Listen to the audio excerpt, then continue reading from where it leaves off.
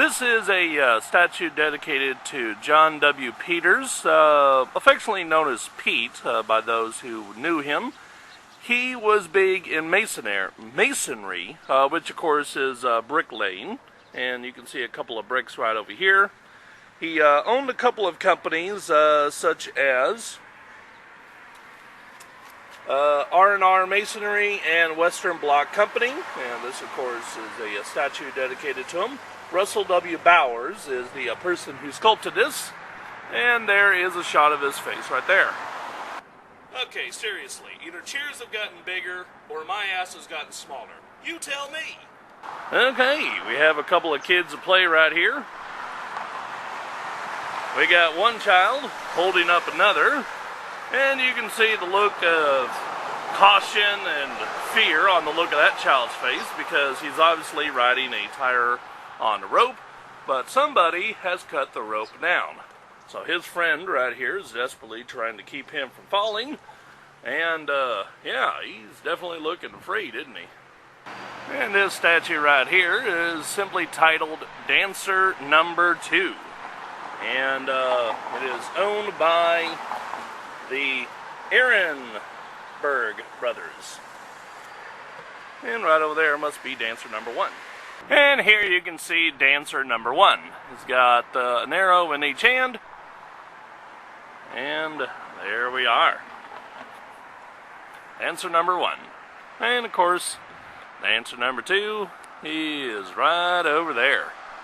And this chap right here is Joseph Alexander Nesbitt. And he was another person that was big in the construction industry here in Mesa, Arizona. And looks like he is looking at some blueprints. But very good detail right here. You can see, I mean, they even put pens in his shirt pocket.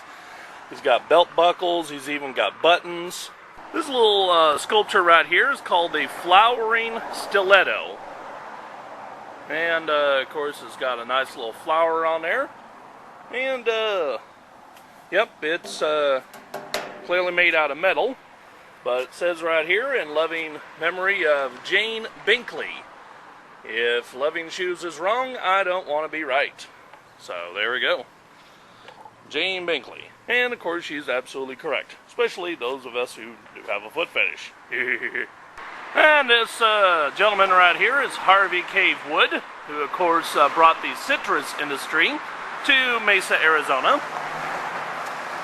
And here he is with the child. And looks like he's peeling an orange or something like that. But there he is, HappyCabbie, and he's got some more oranges right down there. Have you ever seen a grown man naked? No, sir, I haven't. Hi, this here is Erica. The sculptor is Dan Hill, and she's about 10 years old, and she is reading the book Harry Potter. So, which book of Harry Potter are you reading? Doesn't say, but nevertheless, it's a great little sculpture. This sculpture here is called Scrapbook Boy, and it was done by Tom Billinger. And this is a sculpture of his younger brother, who sadly passed away, and he is looking at a scrapbook that was compiled by their father. So there you go. Not one frickin' word.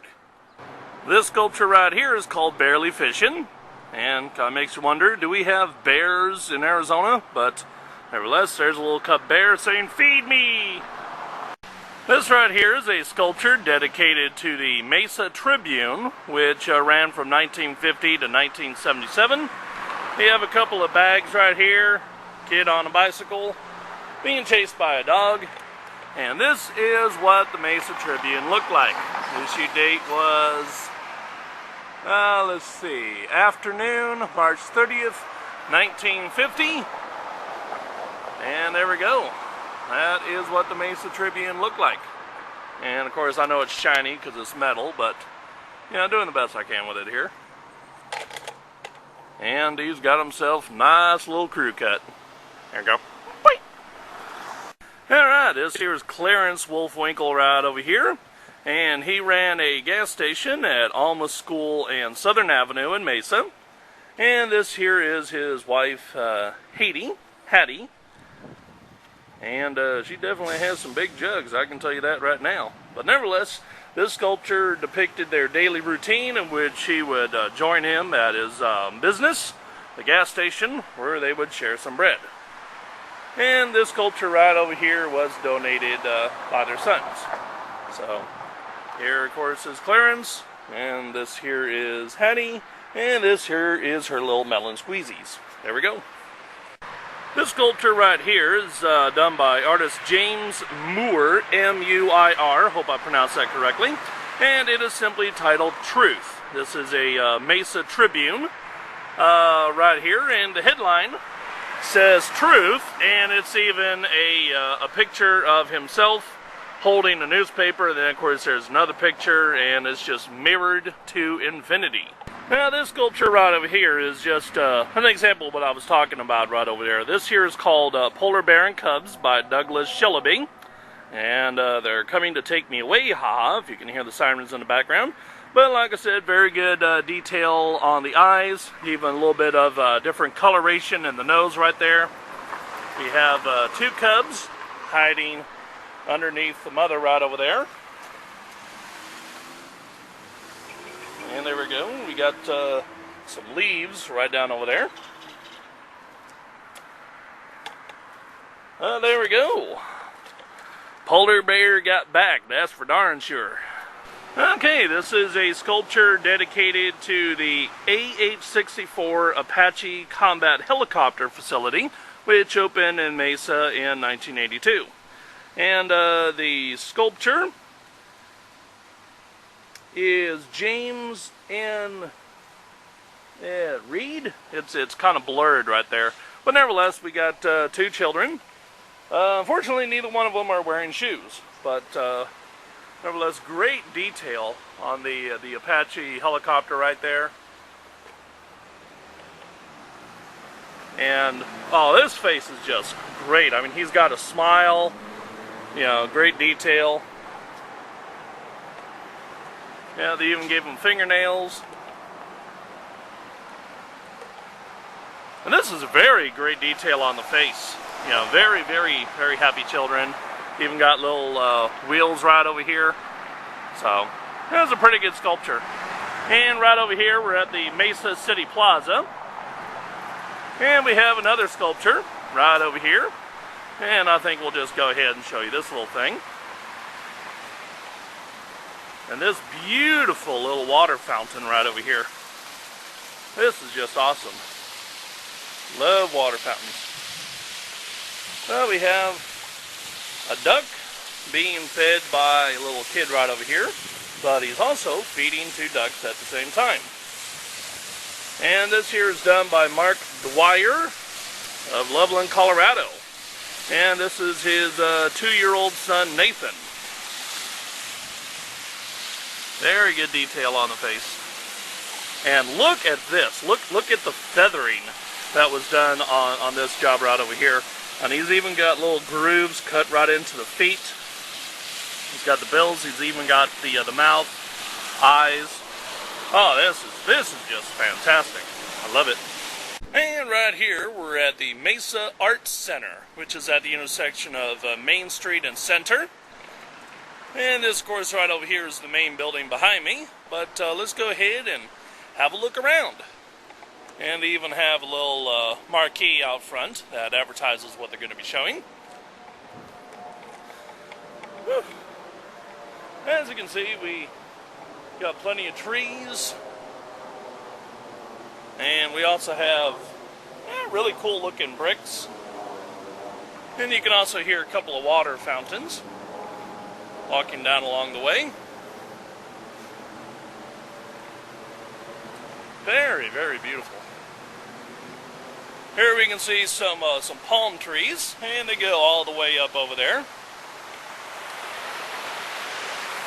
This here is the waterfall that you were seeing earlier. And it just goes right down over there. Kind of makes you want to go to the bathroom, doesn't it?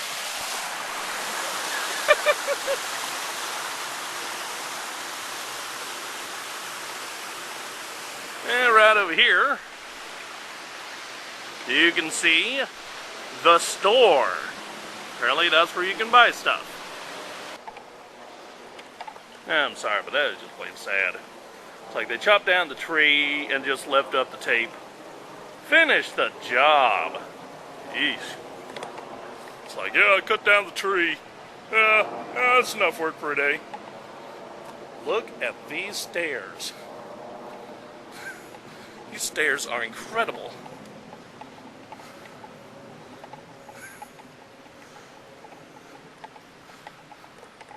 Look at these things. That is some incredibly steep stairs. Fortunately, you got the smaller version right over here. Hey, want to go up the stairs? And get a little exercise in for the day. Oh, but not as bad as they look. Let's see what's at the top of the stairs. Oh, now this set right over here is kind of burning.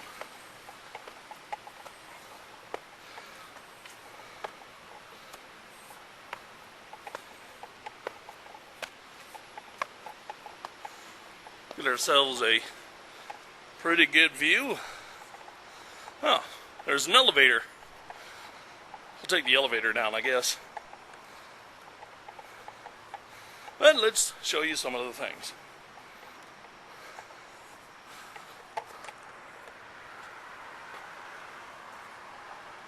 See, that's the kind of beauty right there.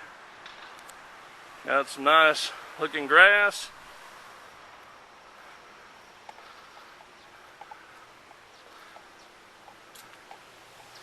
And there we go. So let's go ahead and take a look and see what else we got downtown Mesa. Okay, now unfortunately this statue right over here does not have any plaque. But if I were to take a guess, based on what I know about Mesa, that this is an example of an early Mormon family. Just simply because of the way that, that they are dressed. Mesa is a large Mormon settlement. And this guy right over here is an inspiration to everybody, because just like the HappyCabbie, he wears suspenders. But nevertheless, we got son, looks like an older sister, and then of course we got the mom right there with two perky little hooters right over there. But, you know, let's go ahead and check out her backside, shall we? Unfortunately, she does not have much of a backside, I'm sorry to say. So, sorry about that, but you gotta have a little bit more room for me, I guess. Alright, this sculpture right over here is called Waiting. And the name is, you know, looks like it's Japanese, but it's N-N-A-M-K-L-I-O-K-O-N-K-W-O. So, Namki, I would say, is the first name, and Okonkwo is the last name. But this here is called Waiting. And this person right over here is falling asleep because tired of waiting. But despite the fact that they, for some reason, all look like me, these here are supposed to be three ladies with incredibly large feet. Just to give you an example, this is a size 13 shoe. Alright, now look at the size of that foot compared to mine. So, these are very, very big girls. Alright, this one here is called Big League Dreams. Unfortunately, this plaque that accompanied with it did not mention the artist's name. But nevertheless, we got you know, some paint right over there, and you know, pretty good shoes. They don't yep, no, they actually do have some laces right on them. But of course we got the picture, and then of course right over here we have the batter, and pretty good detail on the face. You know, good detail all the way around. And then of course we have the catcher, and we got the little catcher's mitt right there. So we have the catcher, we have the batter, and we got the pitcher. And this guy right here is W. Larkin Fitch, and he worked on the Salt River project, which is where Phoenix gets a large source of its water. He was born in Arkansas, but he moved to Mesa farmed about 700 acres, but then towards his retirement, he actually donated the acres, and that is currently known as Fitch Park, where the Chicago Cubs practice their spring training. But let's see, he's reading a newspaper. This is the Wall Street Journal. Yep, he is reading the Wall Street Journal right over here. And you can see, looks like we got some water coming right out of a pipe. He's got his shovel. And right over here, you can see a tiny little gopher popping out. But this is a pretty good little statue right over here. He's, he even got little cuffs with the buttons.